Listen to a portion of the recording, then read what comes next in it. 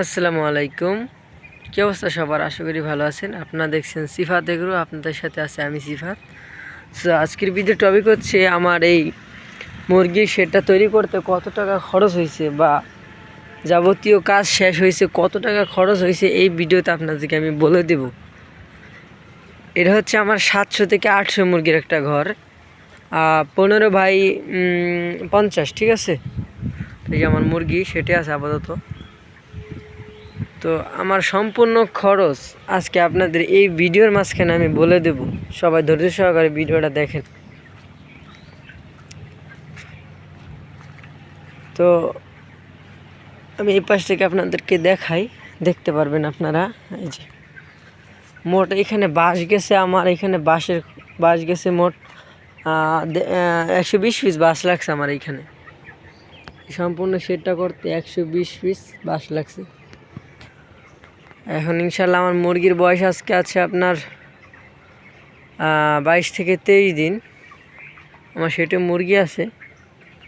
তো অনেকে বলছিলেন যে ভাই আপনার এই ঘরটা কমপ্লিট হলে আমাদেরকে জানাইন, ঠিক আছে। তো আপনাদেরকে জানানোর জন্য আজকের ভিডিও। তো এই ঘরটা আজকে আমার বাঁশ, তারপরে আপনার গাব গাছ, তারপরে আছে গোলপাতা, তারপরে যে আমার নেট বাতা, ঠিক আছে, এভারেজ এভরিথিং সব খরচ মিলায়, মিস্ত্রি খরচ সব কিছু মিলে আমার এই ঘরের পিছনে খরচ হয়েছে 1,09,000 টাকা লোহা সহকারে। মানে যাবতীয় ঘরে যা খরচ হয়েছে সম্পূর্ণ সব কিছু মনে করেন, আপনার মিস্ত্রি খরচ বলেন যা আছে সব কিছু মিলাইয়া আমার এই ঘরের খরচ হয়েছে আপনার 1,09,000 টাকা।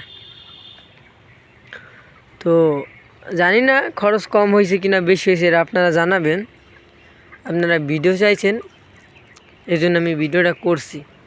তো দেখতেছেন নিচে পাঙ্গাস আছে, ওই যে নিচে পাঙ্গাস আছে আর উপরে আমার মুরগি।